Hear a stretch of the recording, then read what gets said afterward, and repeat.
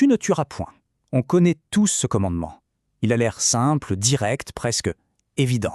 Mais si on était passé à côté de l'essentiel, et si sa signification la plus profonde était bien plus vaste que ce qu'on imagine, on va plonger dans une analyse qui bouscule tout ça, qui nous invite à regarder au-delà du geste physique pour toucher à l'essence même de la vie.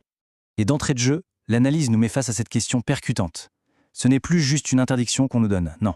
C'est une remise en question totale de notre place. De quel droit est-ce qu'on pourrait détruire une vie alors qu'on est incapable d'en créer une? C'est ça le point de départ qui va guider toute notre réflexion. On va donc voir que ce commandement, il a plusieurs couches. C'est bien plus subtil que juste ne pas tuer physiquement.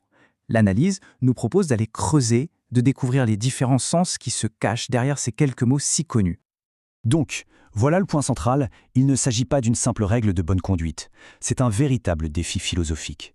En gros, la question c'est « Qui sommes-nous pour nous arroger le droit d'éteindre une étincelle de vie ?» Rien de se poser la question comme ça change complètement la perspective, n'est-ce pas?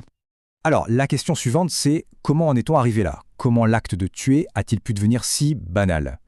L'analyse retrace une sorte de dégringolade, une progression en plusieurs étapes très claires. Le texte nous décrit une logique assez implacable, une descente en 4 temps. Tout commence par une sorte d'harmonie. On ne prend que le nécessaire, avec respect. C'est l'étape 1. Puis, à l'étape 2, ça dérape. L'avidité, la recherche du plaisir pour le plaisir, prend le pas sur le besoin. C'est là qu'on commence à violer l'équilibre. Vient ensuite l'étape 3, le durcissement. On s'habitue.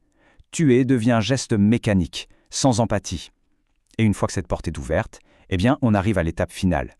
La barrière qui a empêché de tuer un autre être humain finit par céder, souvent pour des motifs purement matérialistes. Et cette petite phrase, elle est terrible. Elle résume toute la tragédie de ce processus. En perdant son lien et son empathie avec le monde animal, l'être humain se serait en quelque sorte entraîné, devenant, je cite, un spécialiste en tuerie. L'image est glaciale, mais elle est très, très parlante. Et c'est là qu'on entre dans le cœur du sujet, dans la partie la plus profonde de l'analyse. Parce que tuer, nous dit le texte, ça ne se fait pas seulement avec une arme. Il y a des manières beaucoup plus subtiles et pourtant tout aussi destructrices de le faire. Voilà la métaphore centrale. Tuer l'oiseau dans l'œuf. C'est une idée vraiment puissante. Ça veut dire quoi? Ça veut dire anéantir quelque chose qui est en train de naître, un potentiel. Ici, la cible, ce n'est pas le corps, c'est l'élan de vie, c'est la vocation, c'est l'enthousiasme, c'est le projet de quelqu'un. Et concrètement, ça donne quoi? On peut tuer la mission de vie de quelqu'un, juste en le décourageant systématiquement.